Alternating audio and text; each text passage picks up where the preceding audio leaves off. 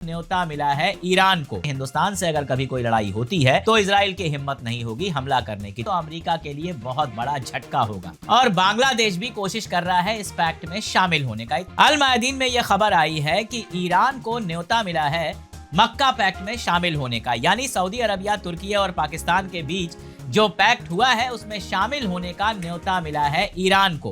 पाकिस्तान के समा टीवी ने कहा है कि ईरान अभी तक इस पर सोच रहा है, यानी ईरान ने इसको खारिज नहीं किया है, लेकिन अल मायादीन में छपना और उसके बाद समा टीवी पर यह आना कि ईरान ने ना नहीं कहा है, ईरान अभी भी सोच रहा है।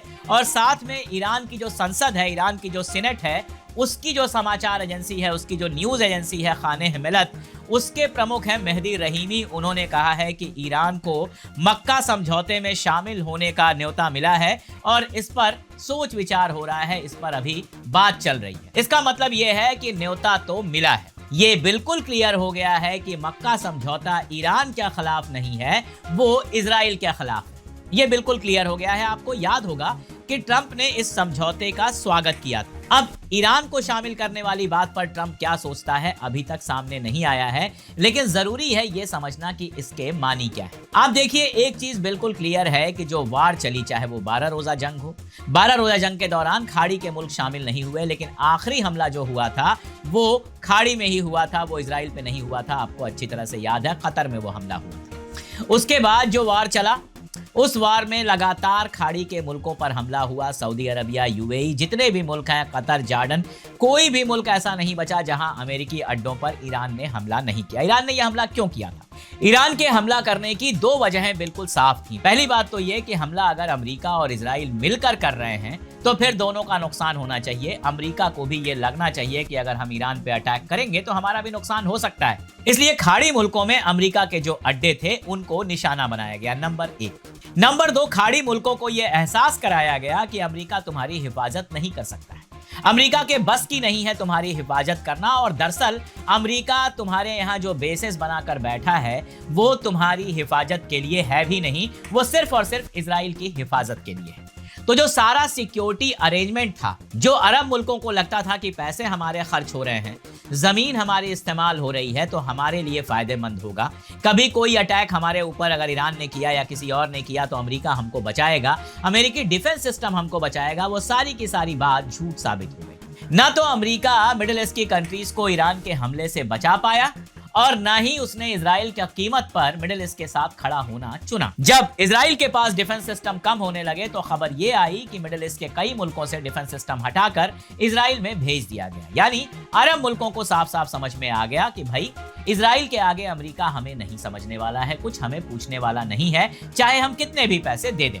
और उनकी समझ में यह भी आया कि कल को अगर इजराइल हमारे ऊपर अटैक करता है तो अमेरिका इजराइल के साथ जाकर खड़ा हो जाएगा, हमें डिफेंड नहीं करेगा। सऊदी अरबिया के बारे में अगर आप देखें तो सऊदी अरबिया के ठीक बगल में है यूएई, और यूएई के इजराइल के साथ कैसे रिश्ते हैं ये बताने की जरूरत नहीं है। जिस तरह से यमन के भीतर सऊदी अरबिया सपोर्टेड जो गवर्नमेंट थी, उस गवर्नमेंट को गिराने के लिए यूएई ने इजराइल के साथ मिलकर मिलिशिया को पैसे दिए थे और तैयार किया था, वो सऊदी अरबिया के लिए खतरे की घंटी थी कि इजराइल अगर इतने पड़ोस में आ जाएगा तो कल को हमारे ऊपर हमला करना कोई मुश्किल नहीं रह जाएगा। उसने सबसे पहले यमन से उस खतरे को खत्म किया, जो मिलिशिया थी उसको खत्म किया, और उसके बाद सीरियसली उसने सोचना शुरू किया कि इजराइल अगर हमारे ऊपर हमला करता है तो फिर हमें बचने के लिए क्या मिलेगा, उसका सामना करने के लिए कौन हमारे साथ खड़ा होगा। यूएई खड़ा नहीं होगा, बाकी अरब मुल्कों का कोई मामला ही नहीं है, उनके खड़े ना खड़े होने से कोई फर्क नहीं पड़ता, और वो खड़े भी नहीं होंगे।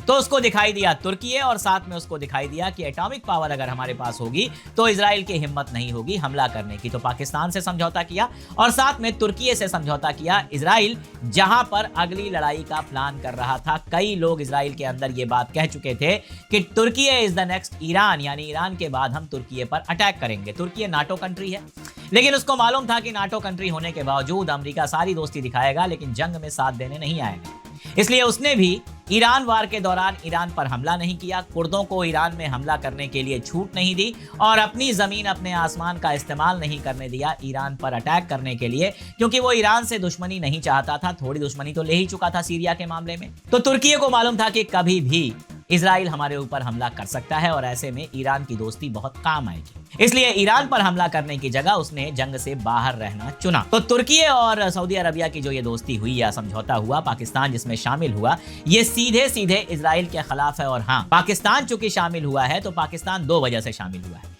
पहला तो ये कि सऊदी अरबिया से उसको पैसे रुपए मिल सकते हैं, उसकी जो फाइनेंशियल जरूरतें हैं वो पूरी हो सकती हैं।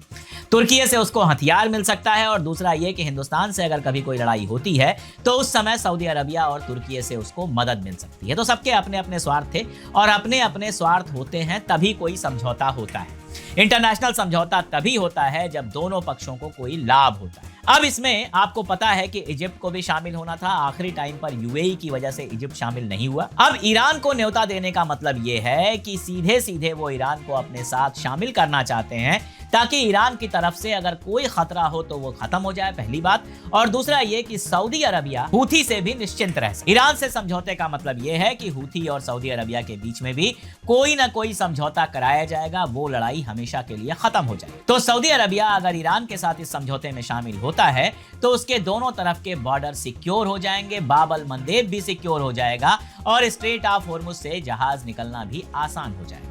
अगर अभी की बात देखें तो स्ट्रेट ऑफ हॉर्मुज पूरी तरह से बंद रखा है और स्ट्रेट ऑफ हॉर्मुज पर अपना कंट्रोल मजबूत करने के लिए ईरान ने एक कानून बना दिया है, बाकायदा एक लीगल फ्रेमवर्क बना दिया है और जिसमें यह कहा गया है कि हॉर्मुज से गुजरने वाले जहाजों से पैसे लिए जा सकते हैं और पैसे के बदले में उन जहाजों को सिक्योरिटी दी जा सकती है, आने जाने की सुविधा दी जा सकती है। इसके अलावा पर्यावरण यानी कि एनवायरनमेंट से जुड़ी हुई सुविधाएं दी जा सकती हैं। इसके अलावा जरूरत पड़ने पर उनका बीमा करवाया जा सकता है, उनकी सिक्योरिटी दी जा सकती है और उनको उनके जहाजों में ईंधन चाहिए होता है, वो ईंधन भी दिया जा सकता है, फ्यूल भी दिया जा सकता है। यानी हम आपको हर तरह की सिक्योरिटी देंगे, हर तरह की सुविधा आपको देंगे अगर आप स्ट्रेट ऑफ हॉर्मुज से गुजरेंगे, बदले में आपको पेमेंट करना पड़ेगा। और इसको अब एक कानूनी जामा पहना दिया गया है, लीगल फ्रेमवर्क में डाल दिया गया है। अब आप सोचिए अगर ये समझौता हो जाता है तो सऊदी अरब को इस फीस से छुट्टी मिल सकती है। सऊदी अरब से कहा जा सकता है कि तुम्हारे जहाजों से हम कोई फीस नहीं लेंगे। अगर ये अलायंस बन जाता है जिसमें ईरान भी शामिल है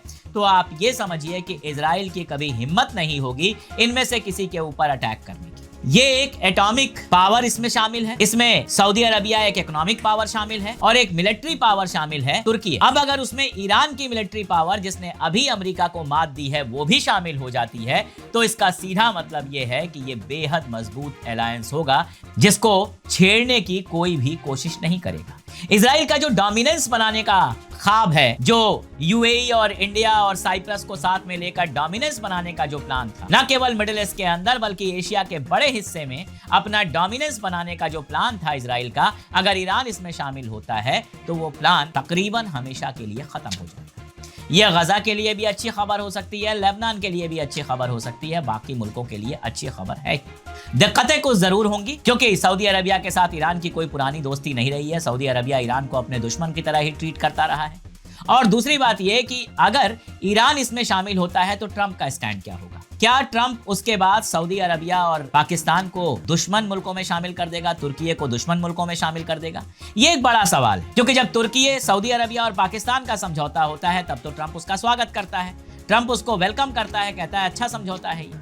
लेकिन क्या ईरान के शामिल होने पर भी ट्रंप ऐसी ही बात करेगा? अगर ईरान इसके अंदर शामिल होने की बात करता है तो आप समझिए कि मिडिल ईस्ट की पूरी पॉलिटिक्स और मिडिल ईस्ट का पूरा पावर बैलेंस बदल जाएगा। इजराइल के लिए बहुत सारी दिक्कतें शुरू हो जाएंगी और उसके लिए जो ग्रेटर इजराइल का ख्वाब है जिसमें कई मिडिल ईस्ट कंट्रीज की जमीनें शामिल हैं, उसको पूरा करना बहुत मुश्किल हो जाएगा। पहली चीज तो ये होगी कि ये सारे मिलकर सीरिया से इजराइल को बाहर करने की कोशिश करेंगे। दूसरा, गजा के अंदर जो गजा पीस प्लान है उसको लागू कराने की कोशिश करेंगे और तीसरा, लेबनान पे कोई फाइनल सोल्यूशन कराने की कोशिश करेंगे ताकि मिडिल ईस्ट के अंदर जंगें खत्म हो जाए। तो आसिम मुनीर गए हुए हैं ईरान। कहा यह जा रहा है कि ईरान जो वो गए हुए हैं वो एक बार फिर समझौते की कोशिश करने गए हैं, लेकिन यह भी हो सकता है कि ईरान जो वो गए हैं वो इस बात के लिए गए हों कि ईरान से डिस्कस किया जाए कि क्या वो इस समझौते में शामिल होगा और अगर वो इस समझौते में शामिल होगा तो उसकी शर्तें क्या होंगी, क्या उसको मिलेगा और क्या देना पड़ेगा। ये बहुत मुमकिन है